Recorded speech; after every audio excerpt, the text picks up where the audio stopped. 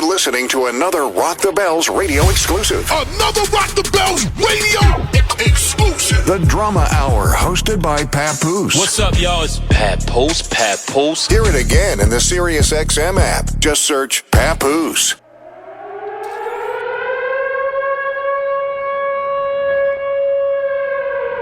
We live on Rock the Bells Radio, Sirius XM. Rest in peace to the Drama King. Listen, this is the Drama Hour. Great music serves as a time machine. And I say that because when I hear this brother music right here, I instantly go back to me waking up in the morning on my way to high school. I jump on the J train. I get off at Lorimer. Yeah. I jump on the G train. And the reason why, because I got my headphones on, I got my Walkman, and all I hear is his motherfucking voice talking that talk, man. Hold on 1 second. Hold on. Don't get it twisted. This is a standout, man. This brother's a standout. He come from a crew of immaculate lyricists, but he stood out, man, like a sore thumb, man. Hold on, y'all. This is one of the narrators of the true school. When hip hop was hip hop. Don't get mad. Hold on. Listen, man. I can go on and on, man. A lyricist, man. You know what I'm saying? His style wrote the blueprint for a lot of MCs. Live on the Drama Hour. Who do we got on the line, man? METHOD, man. You know I had to come through for my brother Pat. What's happening? Yo, Meth, man. Listen, man. It's an honor. I appreciate you coming through on the show, man. Damn, man. Hold on one more time, man. We got motherfucking Johnny Blaze on the line, man. Yes, sir. And I love to see you carrying on K. Slade's legacy like that, bro. I don't think anybody else could have done that. Salute. Nah, thank you, bro. I appreciate that, man. Means a lot coming from you. Man, kicking down the door, man, I'm going to take it back a little bit, man. You know what I'm saying? When y'all brothers kicked down the door, I got to say I was heavily inspired, man. Instantly, I was inspired because it was so many different MCs. Nobody sounded alike. Everybody had their own fucking style, man. And yes. You know what I mean? It was instantly a high demand for that Meth solo project. Why do you think it happened like that, man? Well, a lot of it helped that I had my own single on a group album. That Method Man joint really hit. And it was a sign of the times, though, because honestly, you think back on some of them lines I had in there, nursery at best, but that was the style back then. So it was like, yeah, it definitely was a party starter. And people, you know, if that was your introduction to Wu-Tang, it was a hell of an introduction, man. A hell of an introduction, man. Man, back then, you and Big was two of those names that everybody was like, yo, man, these two right here. Separately, though, individually, these niggas ain't nothing to be played with. And y'all did something that a lot of cats, I feel like, don't do nowadays, man. Y'all niggas got on a joint.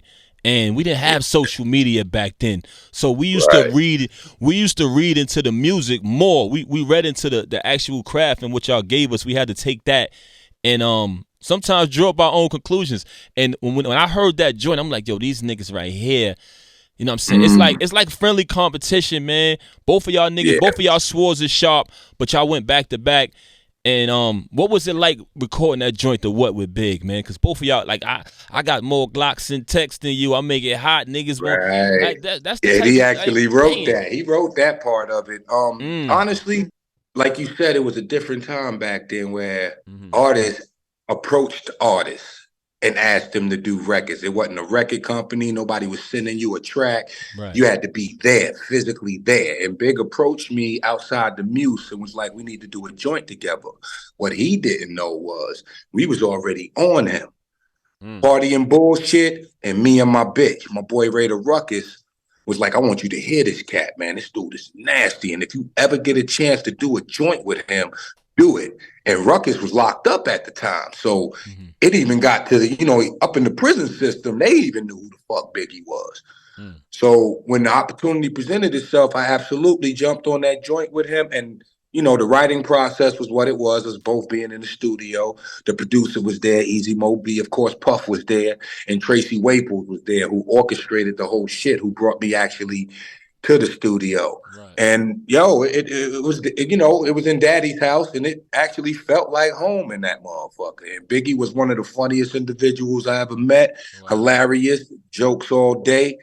And we got that shit done. I had no idea what the record would be or the significance of the record. But in those days and times, it wasn't hating going on amongst a lot of the artists. It was like if you admired that nigga, you wanted to do a song with him. You know what I mean? It wasn't like, man, fuck them niggas, man. I'm about to fucking body their whole fraction. No, it was like, yo, we on the same wavelength and we need to fuck with each other. Right.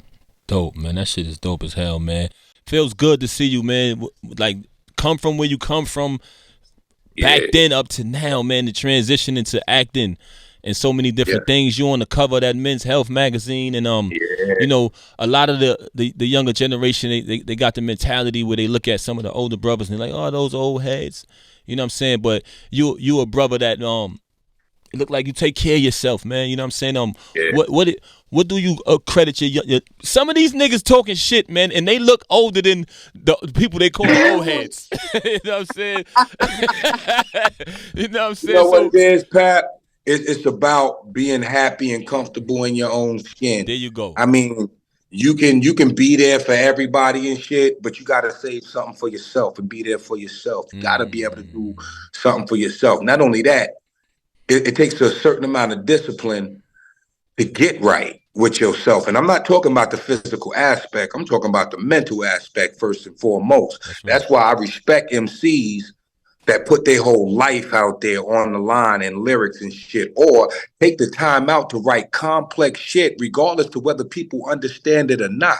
Like, for instance, your rhyme patterns, nobody could do the shit that you do the way you do it, Pat, because you've been at it for so long. The shit is effortless for you. Thank you. It's like somebody having a remote in their hand and they changing channels, but they never look at the fucking remote. It's motor skills. It's all from memory. You know what I mean? And I've heard you from doing money to fucking alphabet to fucking numbers. Niggas don't do shit like niggas don't even think like that and shit. And that shows and prove what era really resonates with certain MCs.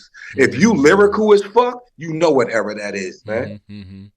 Nah, definitely. And I feel like brothers like yourself always kept the torch lit. And I'm talking about on some New York shit. Fuck everywhere else, because that shit started here in New York. Facts.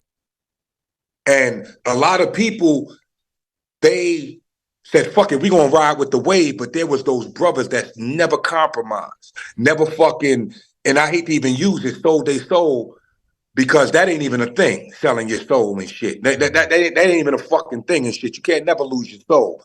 But they compromise themselves in order to achieve a level of success that they don't think they would have gotten being themselves. People like yourself, MOP, a lot of Brooklyn artists, though, I ain't gonna even lie, MOP never compromised themselves. They stayed the same. They could have been way bigger than what they were, but as far as the people's champs, the people always gonna love them because they stayed what they was. That shit is deep, bro. Stay true to yourself, man.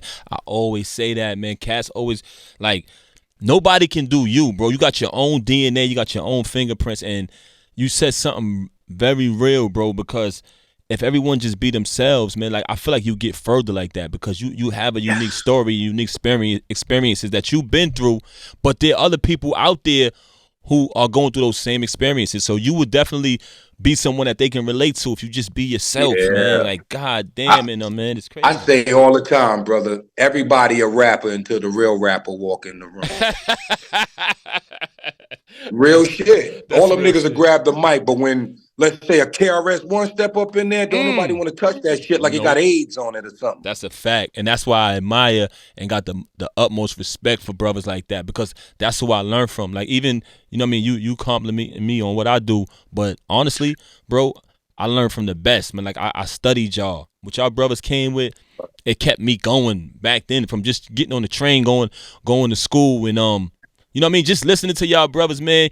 Not only were y'all talking about and speaking about things that I can relate to, but y'all had knowledge of self. Absolutely. You understand what I'm saying? Solid too. Y'all had knowledge of self, man, and I was raised with knowledge of self. So it was just so many different things that was relatable from y'all brothers, man. And I always respected that about y'all, man. Just Pat, shout. one thing that everybody, not to cut you off, one thing that everybody knows about you, not you already know we respect the shit out of you, right? No doubt. But the fact that you came from an era with integrity and kept yours, you and integrity go hand in hand, brother. And I mean, everybody don't got that, bro. Like, you are consistently doing what it is that you do, brother. And I appreciate you, man. For real, for real. You hip hop, period. Likewise, King. Thank you, man. I appreciate you, bro. What's some of the things you got coming up, man? You know what I mean? What can we expect from Meth? Well, the Wu tour is going around and shit, and people are just happy that I'm making most of the dates right now, and I'm happy about it too and shit. And it has nothing to do with just because it's Method Man. It has a lot to do with they want to see all of us together because they never know when they'll be able to do that shit again, and I fully understand that, man. So we got the tour. Power will probably be out next year, so they're gonna wait for that one. A couple of movie projects. I'm not at liberty to say quite yet, but when they come through the pipeline, people will see. I've grown as an actor, and not just as an actor. I've grown as an MC and an all-around person. Dope, man. Dope. I gotta ask you this, Meth. You know what I mean? And this is my last question, man, because I always ask artists I respect this question because we all were inspired by somebody. Who was Method Man's top 5? Ooh, I'm gonna keep it a buck, bro. It's Inspector Deck, all 5 slots. I'm gonna stick with that one, man. Deck always been tops to me because some of the shit he say just it boggles them. You could tell he paid attention in school and shit. You can tell that nigga smart. He paid attention in school. Man. I'm gonna go with Deck, but the last slot.